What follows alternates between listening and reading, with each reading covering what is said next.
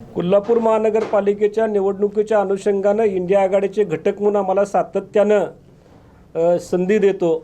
आपण एकत्र लढायचं आहे, आपलं डिवायडेशन होता कामा नये अशा पद्धतीनं सातत्यानं आम्हाला हुलकावणी दिली गेली. आणि हे ज्यावेळी आमच्या लक्षात आलं की हे फक्त गाजर आहे, हे फक्त आश्वासन आहे आणि तशा पद्धतीची कुठलीही ठोस कृती आम्हाला काँग्रेसकडनं दिसत नाही आहे, ही भूमिका लक्षात आल्यानंतर आज आम्ही पत्रकार बंधूंच्या माध्यमातून आम्ही घोषित करतोय की आम आदमी पार्टी ही स्वतंत्र लढणार आहे. जर या निवडणुकीकडे बारकाईने जर आपण बघितलं तर आपल्याला हे दिसून येते या निवडणुकांमध्ये सगळ्याच पक्षातले कार्यकर्ते अस्तित्व आहेत. का? कारण कार्यकर्त्याला संधी आज मिळताना कुठं दिसत नाही आहे.